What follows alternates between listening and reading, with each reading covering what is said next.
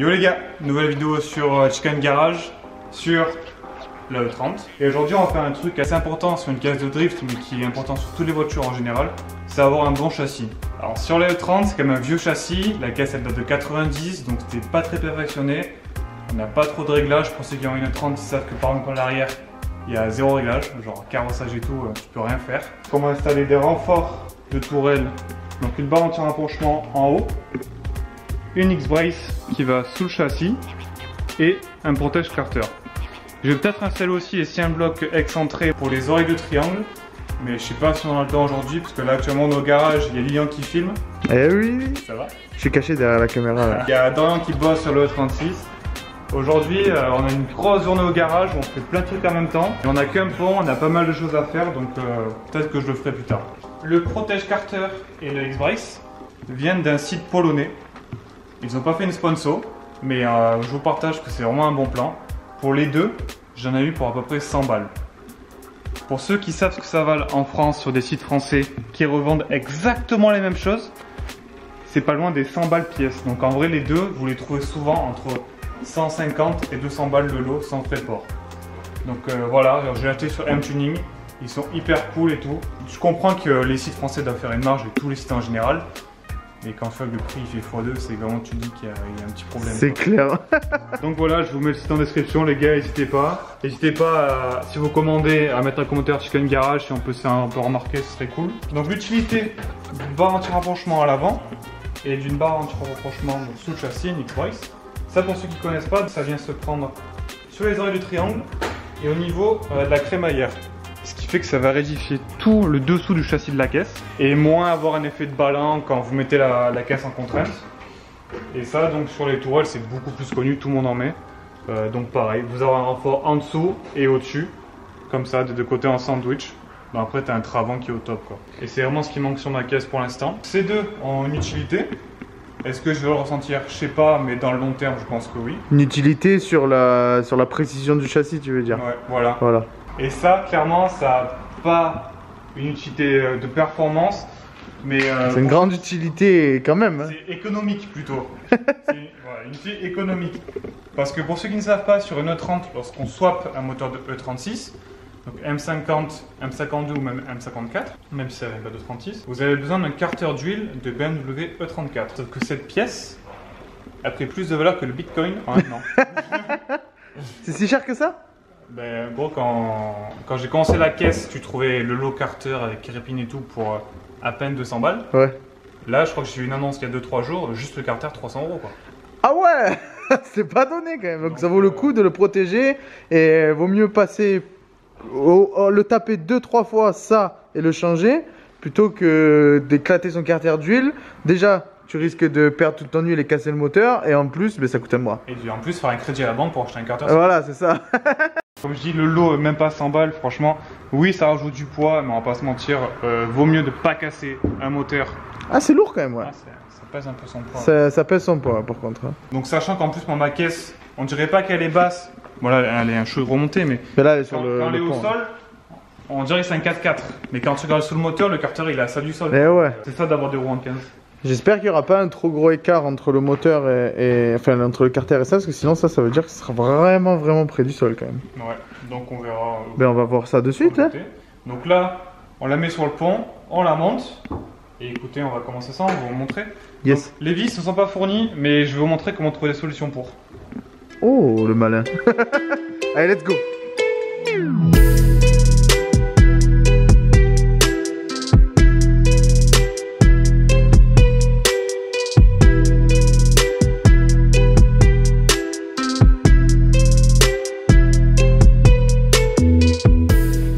Alors la X-Brace les gars, elle vient se prendre sur le deux vis de crémaillère. Ah, attends, il voit quelque chose. Voilà. On y va? Ouais. Et ensuite sur les vis extérieures des oreilles de triangle. Ah, on le voit super là. Tu vois? Donc, ouais. Paf, paf, et ça vous renforce. Ah, tout la partie en dessous du châssis. tout le sous-bassement, ouais. Donc ça, cette pièce, la X-Brace, elle est sortie d'origine pour les E36 cab.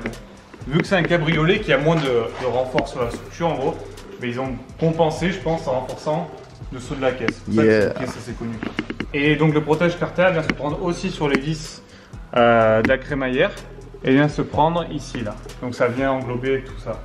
Mais on va faire ça tout de suite en vidéo. Hein. Voilà. Let's go. On va commencer par le protège carter. Normalement, les vis sortent par dessous. Moi, quand j'ai fait mon changement de crémaillère, comme j'avais pas le moteur, en fait, j'ai pas réfléchi, j'ai mis les vis par en haut, j'ai vissé par en dessous. J'ai essayé, celle-ci sort. Et Charles là, la deuxième elle sort aussi. On verra. Je suis pas sûr. Hein. Si j'ai du cul, elle sort. Et par contre, il en faut une vachement plus longue, mais je vais vous montrer après. Allez, C'est parti. let's go. Ça y est, on a enlevé les 4 vis. Donc on a sorti les 2 vis de crémaillère. Elles sont sorties pile poil. Donc je répète, c'est celle-là et celle-là. Et les 2 vis extérieures des oreilles. En France, sur un site qui vend les mêmes pièces, dans la description il est dit qu'ils vendaient les vis avec. Nous c'est pas le cas. Encore une fois, différence de prix fait que, et en plus vous allez voir qu'il y a une très bonne solution. Ça c'est la vis d'oreille de triangle. Vous allez devoir donc, lorsqu'on monte celui-ci, changer les vis car voilà, Elle dépasse pas. Ouais. beaucoup plus épais donc ça passe pas. Et en fait l'épaisseur que vous avez là, ça correspond à la vis de crémaillère. Voilà. Là vous avez à peu près 1 cm qui correspond à l'oreille de triangle. Et après vous avez la même distance de filetage que le truc de base. Impeccable.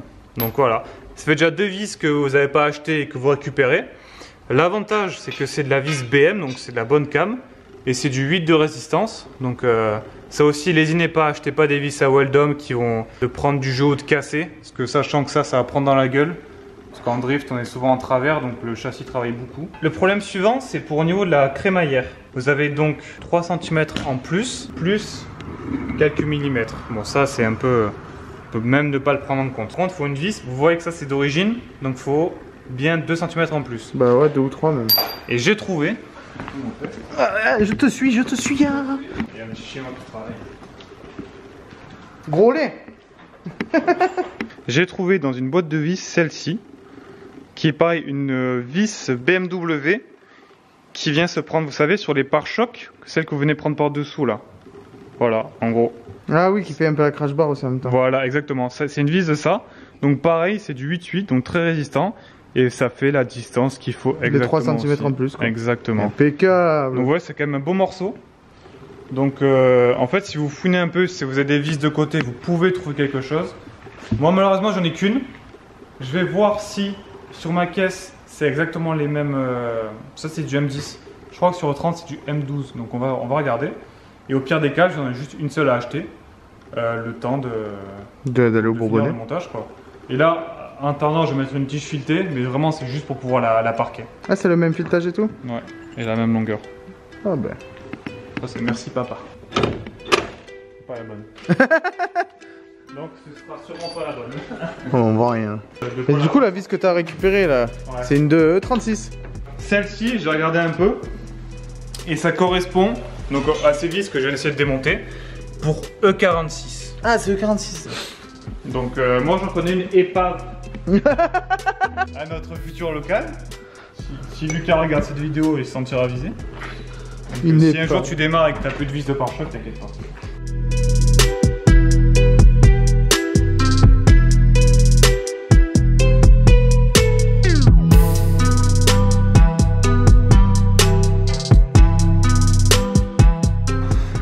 Donc vous voyez là, il y a cette petite lèvre là qui nous gênait, ça faisait une épaisseur en fait qui faisait que le protège carter plaquait pas vraiment ici.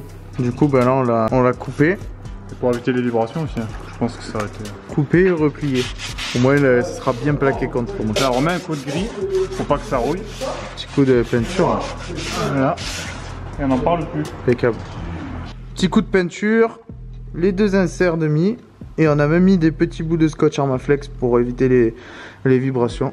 Ça c'est pas beau. Putain, ça c'est la finition. Ça. Ah c'est carré hein. C'est la finition du scotch quoi. Ouais. On remet le protège carter, on le cale avec le vérin. Ouais. On met le X-Brace, on le visse aux extrémités en récupérant comme j'ai dit les vis de la crémaillère. Yes. Et ensuite on se démerde pour passer les 2 grandes. Et après finito. Allez, on fait vite parce qu'après il y a... Dépêchez-vous là et il y a chantier partout là. Ouais mais bon, c'est un peu facile, on va être 4 du coup. Donc oui, on va 4 à mettre des... Elle est belle comme ça.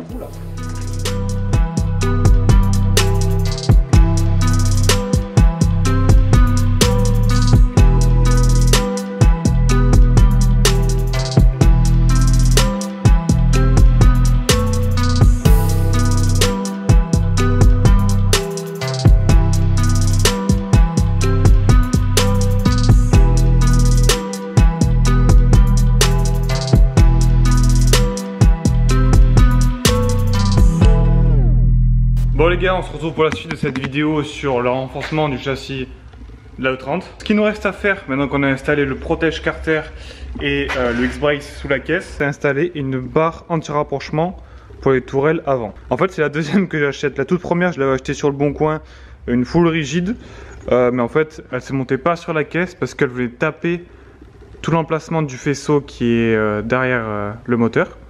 Donc bah écoutez, je crois que je l'ai même jeté, enfin c'était de la merde.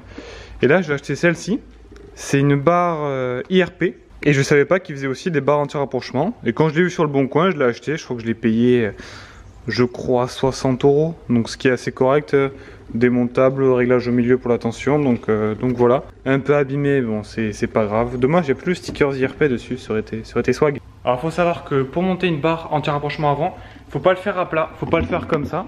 Je vais la lever de façon à ce que l'amortisseur se détende et qu'il y ait juste le pneu qui touche par terre. Au moins je pourrais visser. Ce qui veut dire qu'en levant la caisse, bon j'exagère vraiment le carrossage. La roue va hop se mettre droite. Là vous montez la barre et au moins dès que vous allez poser la caisse, mais tout le châssis sera déjà en tension. Donc c'est comme ça qu'il faut monter une barre anti-rapprochement avant sur les tourelles. Donc allez, première chose, je vais la lever. Bon, maintenant qu'il y a le protège carter, je vais vous montrer, et le X-Brake, c'est un peu compliqué parce qu'avant je soulevais de l'avant à un point, j'allais choper la traverse en dessous. Et puis je levais, c'était plus rapide que de faire de deux côtés. Maintenant qu'il y a le protège carter, c'est un peu plus compliqué. Du coup je pense que je vais juste l'avancer sur des cales pour pouvoir glisser en dessous le cric.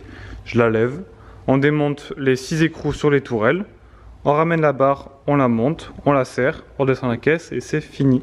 Le châssis à l'avant sera terminé à 80% je dirais. La seule chose qui manquera à l'avant pour avoir vraiment un train avant nickel, ce sera un kit grand angle. Qui d'ailleurs, grâce à Joey de Auto Drift, le poteau, ben, ça avançait plus vite que prévu. Donc si vous nous suivez sur Insta, vous avez vu de quoi je parle. Il nous a fait un petit cadeau. Donc ce qui fait que j'ai 80% de kit grand angle. J'ai plus qu'à acheter les triangles et après on pourra le monter et ce sera bon. Et juste pour un titre d'information, une fois qu'on aura fait ça, on s'occupera de l'arrière du châssis. Bon, pas de suite, hein, d'ici quelques mois. On tombera tout l'arrière, on renfoncera le train arrière et on fera une barre anti-rapprochement arrière, donc sur les tourelles d'amortisseur, qui viendra se reprendre sur le train arrière, histoire d'avoir un truc bien rigide et qui tienne bien le pavé. Je vous mets une photo, hop, c'est tout. Et ça évidemment ce sera fait avec Maître Rico Racing pour avoir un truc nickel fait au garage comme tout ce qu'on fait quasiment sur nos voitures. 80 voire 90% du taf fait sur nos voitures est fait ici. Donc ça fait plaisir de faire ça soi-même. Sachant qu'actuellement, comme vous voyez, c'est le bordel, il y en a partout. Et vous devez le savoir puisqu'on déménage le garage. Bah allez, je lève la caisse.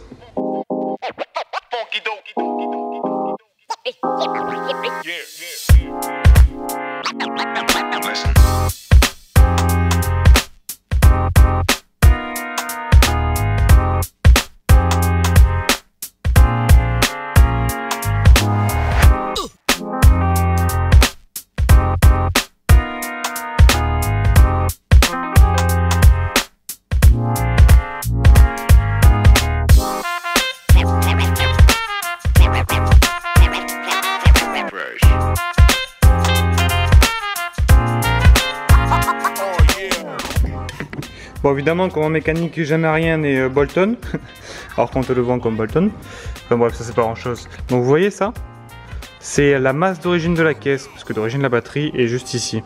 Donc là vous avez la masse, et sauf que ça venait taper sur la platine, bon, donc bah, j'ai fait une petite découpe pour que ça passe, nickel. Donc là je vais passer un coup de marqueur noir pour pas que ça rouille et que ce soit plus propre. Et après on peut la monter.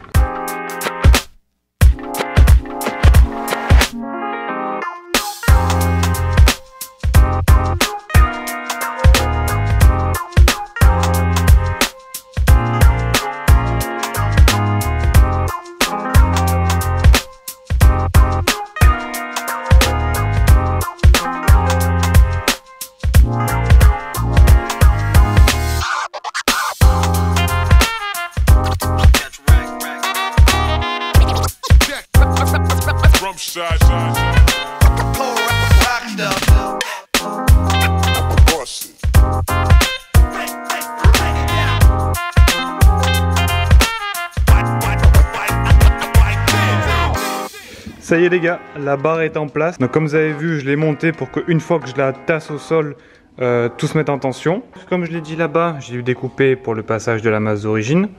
Ce que j'ai fait, c'est qu'en fait j'ai viré une vis. Et moi j'ai pu faire le réglage au milieu pour que ça atterrisse bien au milieu. Sinon elle s'est montée nickel à part ça. On arrive bien à accéder aux écrous. Moi c'est ça qui me faisait un peu peur. Avec la douille, sachant que c'est un peu serré. On a encore accès à la molette de réglage. Bon, pour le carrossage, on verra plus tard. Ensuite, une fois que vous avez tout monté, pour le coup, celle-ci, elle a une vis de réglage au milieu. Donc, pareil, vous serrez pour mettre en contrainte pour plus que ça bouge. Et écoutez, ben, on est bon, hein. Donc voilà, la vidéo se termine sur ça, les gars. J'espère qu'elle vous a plu. J'espère qu'elle a été intéressante et que vous avez pris des petits tips. Et en tout cas, encore une fois, le X-Brace et le Protège Carter, à peu près 100-110 euros sur M-Tuning. Franchement, ça vaut le coup. Après, nous, on a eu un peu de mal à le monter. D'ailleurs, j'ai changé les vis qui passent à travers la crémaillère. Je les ai commandées sur Vis Express, je crois. Ça m'a coûté 2 euros et quelques, soit à peu près 1 euro pièce. Donc ce qui fait que si vous prenez les 4, ça vous fait 4 euros. Donc voilà la différence de prix encore une fois à certains shops qui les vendent avec les vis 100 euros de plus. Ben, je trouve pas trop ça justifié, même si encore une fois je comprends qu'il faut faire de la marge, c'est sûr. Mais tout est relatif, enfin bref, c'est pas le sujet. Je vous mets le lien en description si ça vous intéresse. N'hésitez pas à en prendre en supplément. Nous, quand on a monté la X-Brace, franchement, c'était vraiment en tension. On a eu du mal à caler toutes les vis, on a dû mettre un peu de jeu partout à mesure. Donc j'ai peur que le jour où on démonte la X-Brace, une des vis casse. En tout cas, c'est les mêmes qui sont vendus partout. Donc c'est pas parce que je l'ai acheté en Pologne sur le shop que je vous parle qu'elle est plus fragile. Pour moi, elle vient du même endroit, c'est juste la différence de prix. Donc c'est sûrement le cas sur celle qu'on trouve en France aussi. Donc voilà, c'est un peu ce qui m'inquiète. Le jour où on le démontera, bon écoute, on verra, au pire je rachèterai les vis. Le châssis avant est entièrement renforcé comme vous l'avez vu. N'hésitez pas à nous suivre sur YouTube les gars. Voilà, tous les petits projets qui sont au garage ou sur Insta, on est beaucoup plus actifs. On met des stories quasiment toutes les semaines, tous les week-ends pour dire ce qu'on fait sur les bagnoles. Mais donc voilà, sur ce, à la prochaine les gars.